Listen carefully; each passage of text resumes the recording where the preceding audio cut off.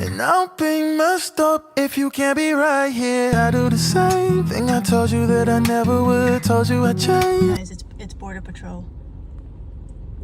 What do I do? What do I do, guys? What do I do?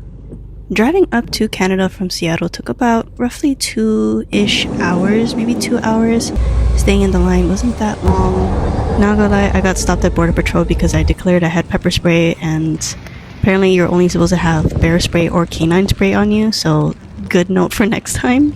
But after I got situated, I met up with my auntie. I headed over to Vancouver Fan Expo. This is my first time going to a con outside of the US. It was very rainy, so I'm thankful that I didn't go cosplaying. But going inside, it was a big convention, but not a lot of vendors as I thought there'd be. Kind of going through, got a cool badge, and then got to the vending machines as well as seeing all the cool art to get a seat and walk through. There was even milking Mocha Bear, which is so cute.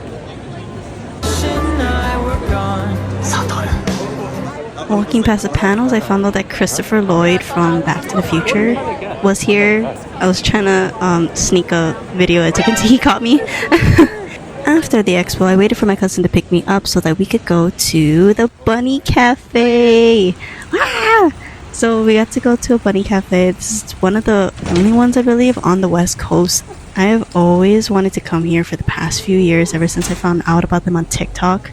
And getting to see it in real life, especially getting to have my cousin to see it because he's not used to seeing a lot of bunnies. Dream come true. The staff were amazing, they were sweet, but look at this space. Everything's bunny related, bunny art, bunny drawings. I believe her name was Ollie. But they had free roaming bunnies just everywhere where you can pet. You can also feed them. When you make your reservation, they give you a free cup along with purchase of veggies. You can also purchase more if you would like, but for now they just give you 1 cup and you can actually feed them. Oh, they were so sweet, so gentle.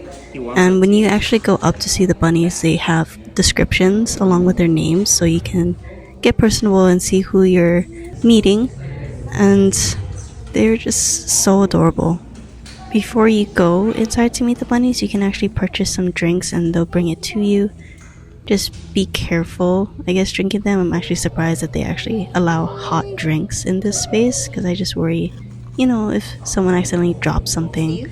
It was just so great seeing all the bunnies. It was so cute. Oh my gosh. If you know me, I love bunnies and I have my own pet bunnies as well. So it just made me feel home as I miss my bunny Sunday at home right now on the islands.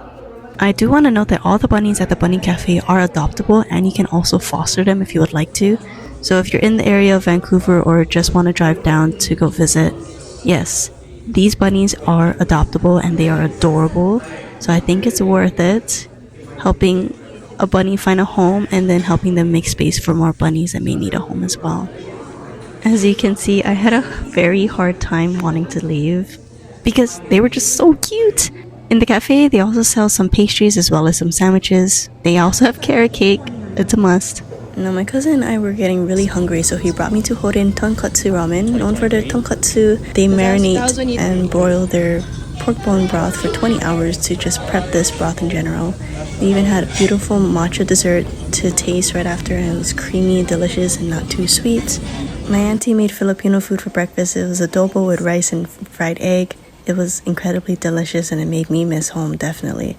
After breakfast, my auntie and I headed over to the Museum of Vancouver. It was my first time here. It was pretty big and she thought it was like a definite space or place that she wanted to show me. So I was very intrigued and interested in learning the little history about Vancouver itself. On a side note, when my auntie and I first entered the space, the customer service was not great. Those working at the front desk, I don't know who you are, but y'all were really rude. I could actually hear them talking negatively about us while they're standing right in front of us. Kind of whispering to each other, thinking that we can't hear them, but they're literally in front of us. Like, what? But beside that, I think one of my favorite parts about this museum was that there was different sectors that you can go through in different eras of time.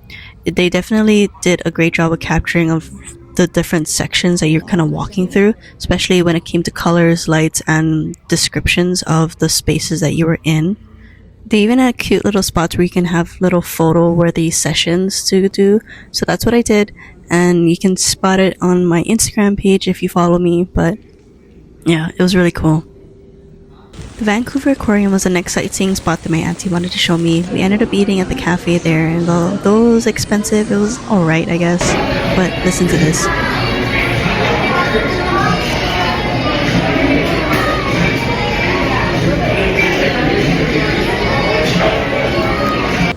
Yeah, I don't know. I just found it a little funny that they were playing that song while I was eating. Now, typically when I go to a new place, I tend to visit the aquarium and the zoo because I just love animals and I love seeing them and learning new things about them. But when you go to as many as you do, you start to have a realization that not all zoos and aquariums give the most priority to the care and maintenance of these animals, and it just makes you a little sad.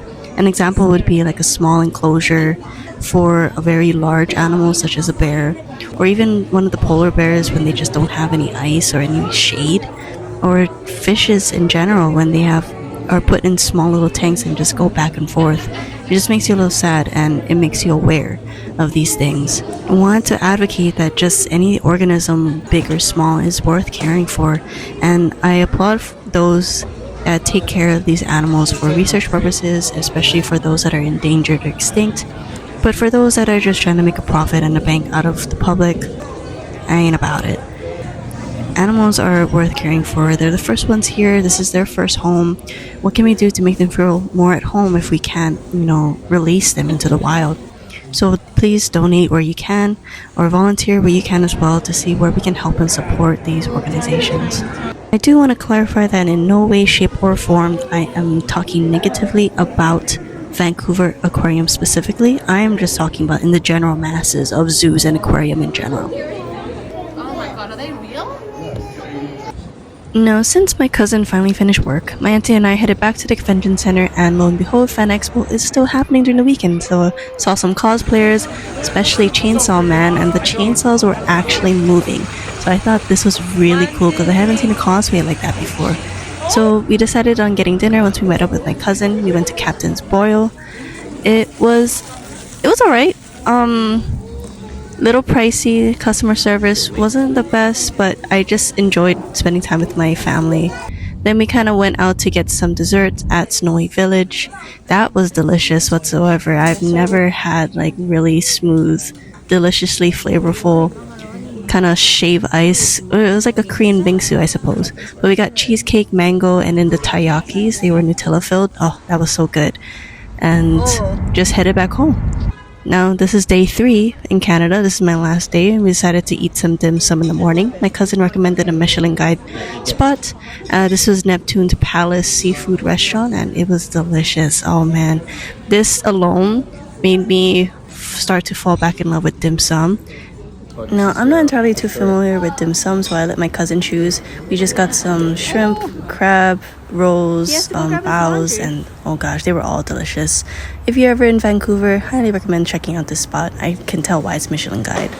With the tariffs about to hit soon, I decided to hit up the Walmart to bring home some goodies so that I could have something to eat from Canada. Look at all these Lay's chips. There were so many different options that I've never seen before, especially the honey bacon. Oh, and maple. I have to make sure I get some maple.